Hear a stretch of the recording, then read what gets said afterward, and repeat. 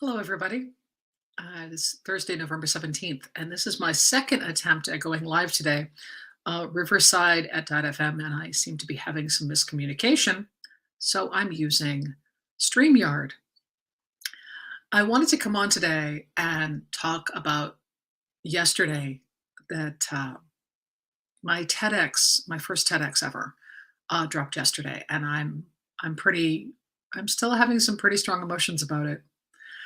And I wanted to come on and share kind of what I'm thinking because this is going to be a similar journey for a lot of people. I've been in the field, I've been a speaker for a long time. I've been an instructional designer, technical trainer, speaker, hybrid for since 2000. But this year I decided to shift and start going into a broader world and going outside of the little bubble I was speaking in to a broader area. And I landed a TEDx, which was wonderful. It dropped yesterday, and I'm on a chat stream. I'm on a WhatsApp group with the other people in my pod because we all recorded at the same time. It was a studio. We all got to see it. And so one person popped up with, "Oh my God, it's live." And so it looked, hers was live. Mine went live. Other people's are probably going live today and then tomorrow. And we're all, oh my God, it's finally here. So I looked at it and I wanted to come on and talk about it because I want to be really upfront about the fact that ongoing mastery, presenting and speaking, which is my thing, is literally an ongoing journey. The first thing I thought when I saw my video was, oh dear God, I'm so fat. The second thing I thought was, I was not wearing the right makeup. I forgot to wear stage makeup. I wore normal makeup. I look like a giant peach moon. So I spent like all these minutes beating myself up, not even watching it, and then turned it on. And I make a mistake in the first line. I said in 2000 instead of in 2020. So my first TEDx ever, I have an error in the first part of my script and I totally missed it. But that happens. That's kind of, there's nothing you can do about it. It happens.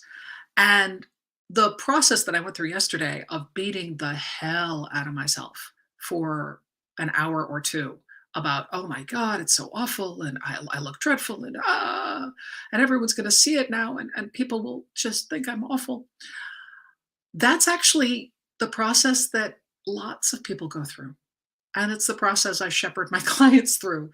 So that's why I'm coming on, is because one of the deals in this work is when you're doing ongoing mastery is you have to keep moving forward and you have to give yourself a break. And there's a process for watching your videos, and it's hard, but it's very effective.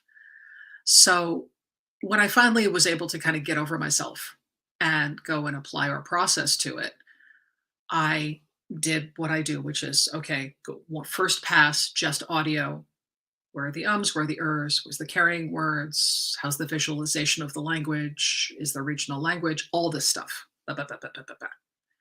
Then, second pass, had to take a break. Came back, just the visuals, no audio. Okay. What's my face doing? What's my body doing? Do I collapse? Am I using, how's the air design? How's the floor design? Where's the use of space? All of that, tick, tick, tick, tick, tick. Those weren't the hard ones. The hard one was the third one. And the third one is always the hardest for everybody. And that's watching the whole thing. And the only thing you're allowed to do is write down 3 or more things that you did well. No other comments. And that's the hardest part. And I made myself do it because I don't want to be that person that says, let me teach you this process. Do as I say, not as I do.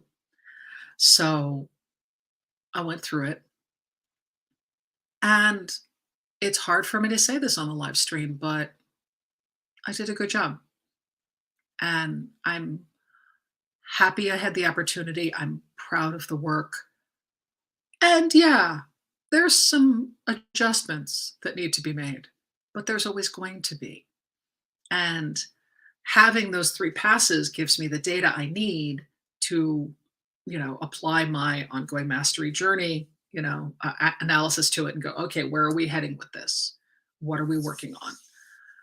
So I kind of wanted to come on and share that because I notice one of the things in especially public speaking is there's this behavior that happens in a lot of areas with especially coaching of, oh, well, you don't let people see you sweat. Yeah, when you're on stage, you have to just make it happen.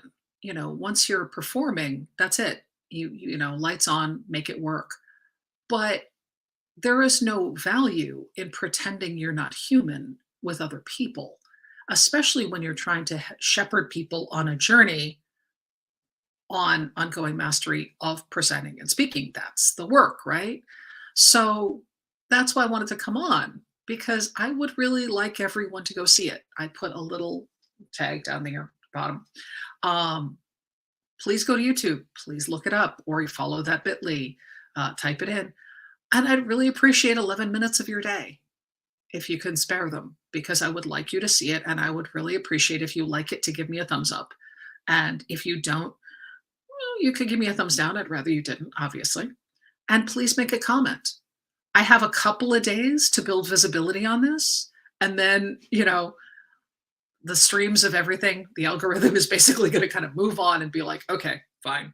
But I want to be able to have enough of an audience to have people see. And I'd also really like to see what you think.